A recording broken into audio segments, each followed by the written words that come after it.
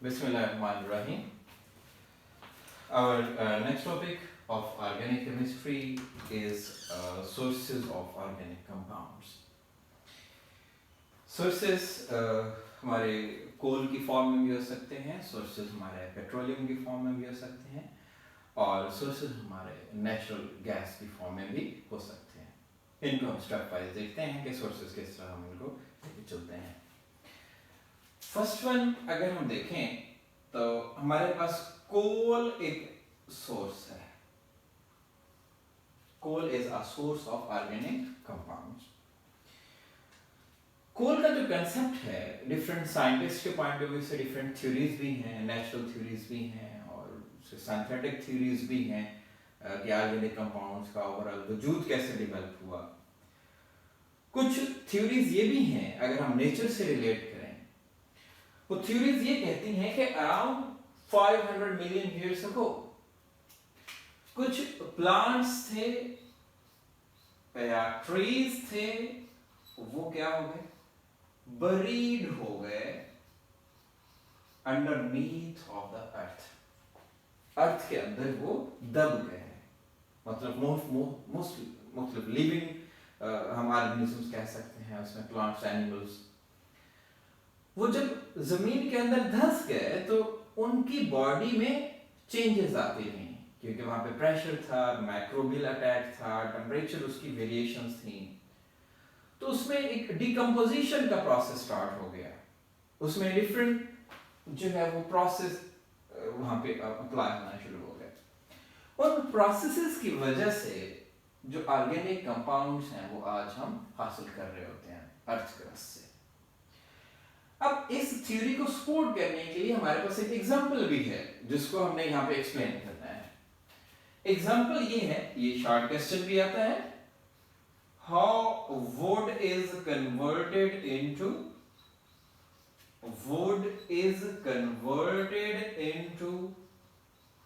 Anthracite, कि would को हम एंथ्रासाइट में कैसे कन्वर्ट कर सकते हैं। ये एक जस्टिफिकेशन यहां पे आती है। इसमें मुख्तलिफ स्टेप्स हैं, पीट की तरफ जाते हैं, लिग्नाइट की तरफ जाते हैं, बिटुमिनस कोल की तरफ जाते हैं, ये इसके कन्वर्जन्स हैं। इसमें अगर हम वुड को देखें, इसकी मैं कंपोजिशन की तरफ बाद में आता हूं। इसकी जो फर्दर फॉर्म है जो हम कन्वर्ट करते हैं, जिसमें चेंजेस आती हैं, उसे हम कह लेते हैं दैट इज पीट। इसकी फर्दर चेंजेस अगर हम करें, that is converted into lignite. इसमें फर्दर चेंजेस हम करें, that is converted into bituminous coal. और इसमें फर्दर चेंजेस आए, that is converted into anthracite. ये एंथ्रासाइट क्या है? ये ऑर्गेनिक कंपाउंड्स हैं। तो ऑर्गेनिक कंपाउंड हम कहां से हासिल कर रहे हैं? असल में वुड से हासिल कर रहे हैं। तो ये जो कंसेप्ट्स हैं जो ये कहते हैं कि 500 मिलियन ईयर्स अगो कुछ ट्रीज जो है वो अंडरनीथ चले गए और उसमें केमिकल चेंजेस हुई, उससे जो है वो एंथ्रासाइट डेवलप हुआ। ठीक है, ये इसमें कन्वर्जन पे आते हैं। अब मैं इनकी कंपोजिशन की तरफ भी चलता हूं और इसमें इफेक्ट्स की तरफ भी आता हूं। ये जब वुड थी हमारे पास, इसमें राउंड अबाउट 50% या 40%, लेस देन 50% इसमें क्या थी? कार्बन थी। 50% के राउंड अबाउट कार्बन थी। बकिया 50% क्या था, या बकिया 60% क्या था? बकिया 60% उसमें इम्प्योरिटीज थी। इम्प्योरिटीज क्या है? इम्प्योरिटीज यहाँ पे जो है वो वेपर्स की फॉर्म में हो सकती हैं। इम्प्योरिटीज यहाँ पे जो है वो उनकी जो बनावट है उसकी फॉर्म्स में हो सकती हैं। ये सारे इम्प्योरिटीज उसमें थी। राउंड अबाउट ये 50% इसमें कार्बन था। जब इसमें चेंजेस आई, जब ये अंडरनीथ चला गया, तो वहां पे इसमें चेंजेस क्या आना शुरू हुए? इसमें एक तो हाई प्रेशर अप्लाई हो गया, हाई प्रेशर, इसमें टेम्परेचर का इफेक्ट आना शुरू हो गया, इसमें जो है वो माइक्रोब्स जो हैं, बैक्टीरियल अटैक जो है वो आना शुरू हो गए, मतलब बायोकेमिकल चेंजेस आना शुरू हो गए इसमें। that wood is converted into another form that is called peat. peat में राउंड अबाउट, ये मैं ओवरऑल एक राउंड ऑफ करके बता रहा हूं, इसमें तकरीबन 60% क्या था, कार्बन था। ये कार्बन 50 से 60% हो गया। बात बच्चा ये माइंड में सोचता है कि पहले 50% था, अब 60% हो गया, एक्स्ट्रा कार्बन कहां से आ गया? कार्बन एक्स्ट्रा नहीं आया, बल्कि इंप्योरिटीज जो है वो कम हो गई हैं। जब इंप्योरिटीज की रेशियो जितनी कम होती जाएगी तो ओवरऑल हमारी कार्बन की परसेंटेज बढ़ती जाएगी। तो ये हमारी एक कन्वर्जन होगी, दैट इज टर्म्ड एज पीट। इसमें मजीद हम हाई टेम्परेचर की बात करते हैं या हाई प्रेशर की हम बात करते हैं तो वो किस में कन्वर्ट हो जाता है? लिग्नाइट में। लिग्नाइट में राउंड अबाउट 70% क्या हो जाते हैं? कार्बन हो जाते हैं। मोर देन 70 में भी चला जाता है, 75 की एवरेज तक चला जाता है। फिर मजीद उसमें चेंजेस आती हैं तो अराउंड 80 to 85% उसमें क्या हो जाता है? कार्बन आ जाता है। That form is called bituminous coal. और मोर देन 90% जब हम चाहते हैं तो ग्रेटर देन 90%, राउंड अबाउट 95% जब हम चाहते हैं, that is anthracite. Anthracite is the purest form. ये एमसीक्यूज में भी आता है कि प्योरेस्ट फॉर्म कौन सी। शॉर्ट क्वेश्चन आएगा तो हमें ये स्केच बताना पड़ेगा, सारा लिखना पड़ेगा। और अगर एमसीक्यू आ जाता है तो प्योरेस्ट फॉर्म हमारी क्या है? एंथ्रासाइट। और जो इम्प्योर फॉर्म है इस वक्त कार्बन के पॉइंट ऑफ व्यू से यहाँ पे, वो क्या है हमारी? वो वुड है। ठीक है, तो ये एक कन्वर्जन होगी और ये एक जस्टिफिकेशन होगी जो इन लॉज को सपोर्ट करती है कि ऑर्गेनिक कंपाउंड्स जो हम ये कहते हैं, these are obtained from trees, ये यहाँ पे आ गया, एक जस्टिफिकेशन उसकी मिल गई कि हमारे ऑर्गेनिक कंपाउंड्स को जस्टिफाई कर दिया गया कि ये इसमें एग्जिस्ट करते हैं। दूसरा फर्दर हम ये कहते हैं कि कोल की फिर आगे मुख्तलिफ पार्ट्स हैं। अगर हम कोल को देखें, कोल अगर हमारे पास कंपोजिशन मौजूद है, हम इस पे एक प्रोसेस अप्लाई करते हैं, that process is called carbonisation.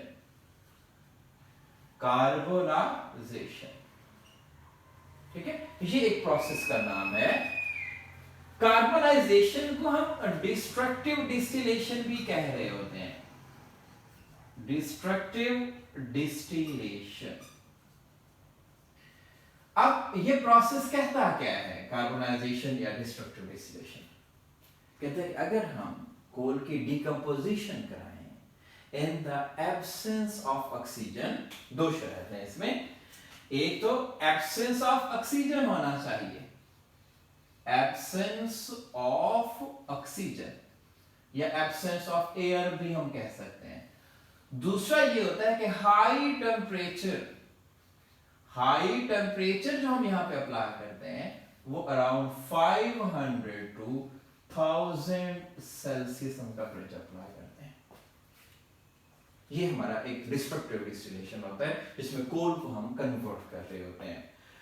अब ये जो कोल है ये आगे फर्दर 3 कंपोनेंट्स में कन्वर्ट हो रहा होता है। एक हम कहते हैं कि कोक है, दूसरा हम कह रहे होते हैं कि हमारे पास कोल गैस है, और तीसरा जो हमारे पास कंपोनेंट है दैट इज कोल टार। ये 3 कंपोनेंट्स हैं, ये इसमें कन्वर्ट हो जाता है। अगर हम कोक की कंपोजिशन में जाएं, इसमें मेनली कार्बन एग्जिस्ट करता है। इसमें मेनली जो कंपोजिशन है वो यहां पे क्या है? कार्बन है, कार्बन मैक्सिमम है। जब हम कोल गैस में आते हैं, इसमें डिफरेंट लोअर हाइड्रोकार्बन्स होते हैं, और वो गैसियस फॉर्म में एग्जिस्ट करते हैं। और अगर हम कोल टार में आते हैं तो इसमें मुख्तलिफ ऑर्गेनिक कंपाउंड्स होते हैं, और मुख्तलिफ हम ऑर्गेनिक कंपाउंड में एरोमेटिक कंपाउंड्स की भी बात करते हैं। ऑर्गेनिक कंपाउंड्स और वो भी एरोमेटिक कंपाउंड्स हैं, वो कोल टार में एग्जिस्ट करते हैं। ये हम डिस्ट्रक्टिव डिस्टिलेशन से इन सबको अलग-अलग कर रहे होते हैं। डिस्टिलेशन ये है कि हम एक सेपरेटिंग टेक्निक है और उसमें हम उसके जो है बॉइलिंग पॉइंट की बेस पे हम अपने कंपोनेंट्स को साइड पे कर लेते हैं।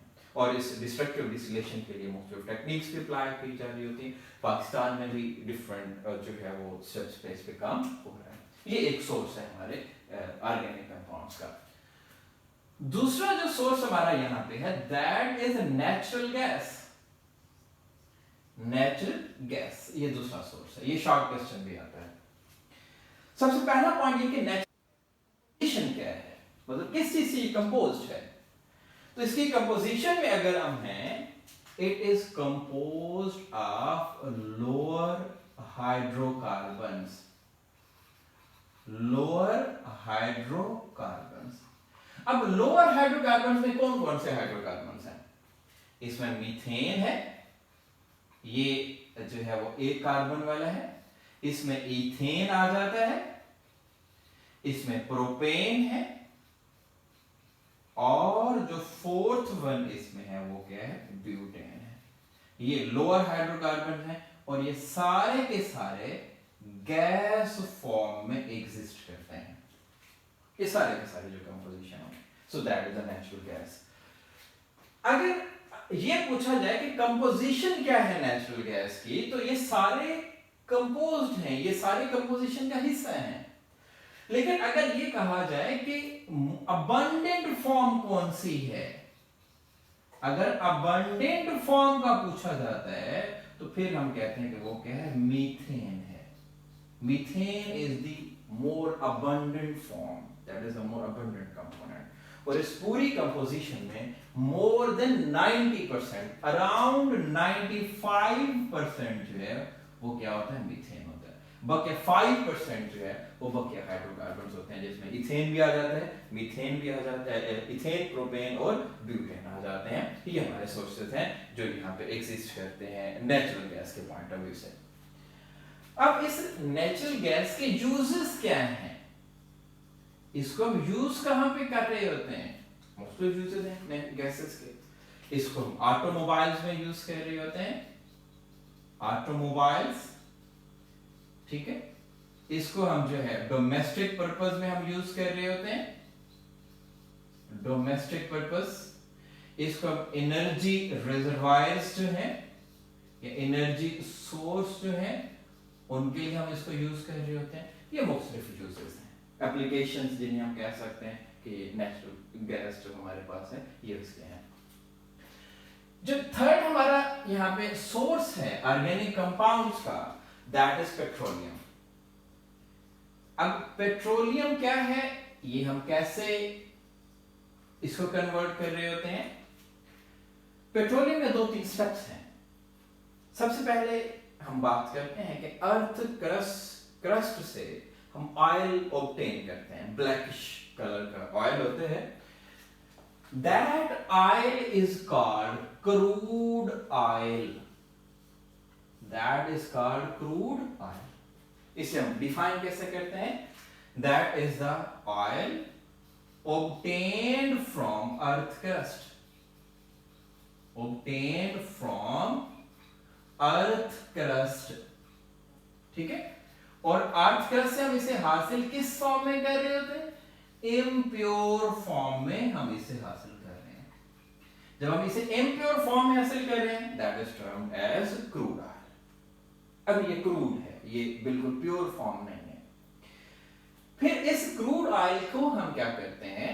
हम उसे लेते हैं और उसकी हम प्योरिफिकेशन करते हैं, उसकी प्योरिफिकेशन की तरफ आते हैं और हमारे पास रिफाइनरी जो है वो एक टर्म यूज की जाती है, और इसमें जो ऑयल हमारे पास हम रिफाइंड ऑयल कहते हैं, और जो प्रोसेस हम यहां पे अप्लाई करते हैं उससे हम रिफाइनिंग प्रोसेस कहते हैं।